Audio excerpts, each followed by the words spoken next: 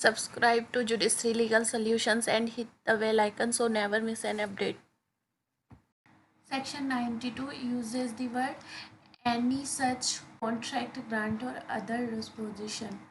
तो यहाँ पर जो here such word refers to section 91 means for the purpose of section 92 the document must proved under section 91.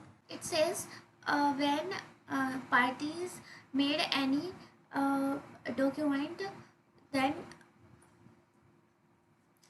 the purpose of this section is कि parties जो है जब कोई डॉक्यूमेंट बना चुकी हैं जो कि सेक्शन 91 में प्रूव हो चुका है उसको उसमें वेरिएशन नहीं कर सकती, उसमें वेरिएशन, कॉन्ट्राडिक्शन, एडिशन ये सब कुछ करने के लिए सेक्शन 92 का जो पर्पज़ है वो ये है कि जब कोई पार्टी जो है डिस्प्यूट जो है बिटवीन टू पार्टीज़ होना चाहिए, मतलब बायलैटरल होना चाहिए, उसमें जो है उस कॉन्ट्रैक्ट, ग्रांट और अदर डिस्पोजिशन में ओरल एविडेंस नहीं दे सकती for the purpose of variation of that document और contradiction, addition, substitution by the oral evidence thing.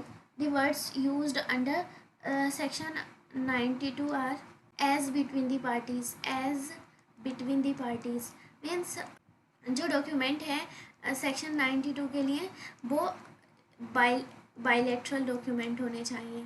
Bilateral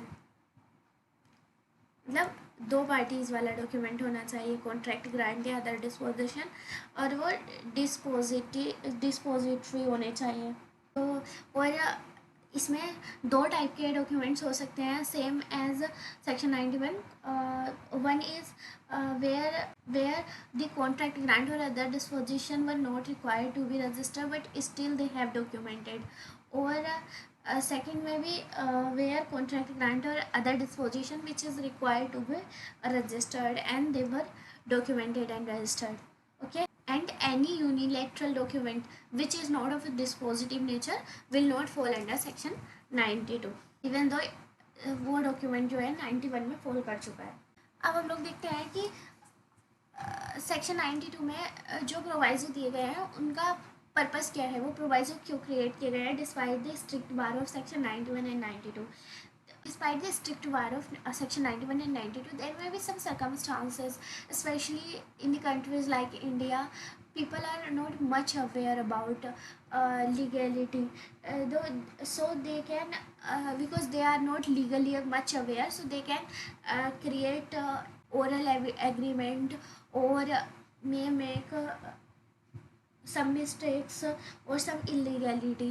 उस केस में क्या है, उस केस में अगर उन पार्टीज़ को जिन्होंने oral agreement because of lack of legal awareness बना लिया है या फिर इलीगैलिटी कर लिया है, उनको ओरल एविडेंस देने से रोकना अनजस्ट अनइक्विटेबल होगा.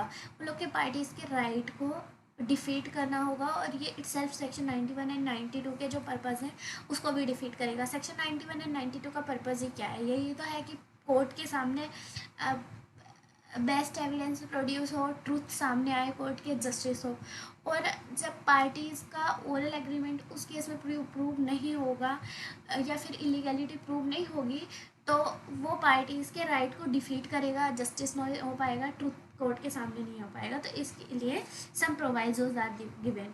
तो जो वेरियस प्रोवाइजोज हैं these are restrictions upon the broad wording of the main section. So these proviso should have been given strict interpretation is only as much should be applied as is expressly provided in the provisos.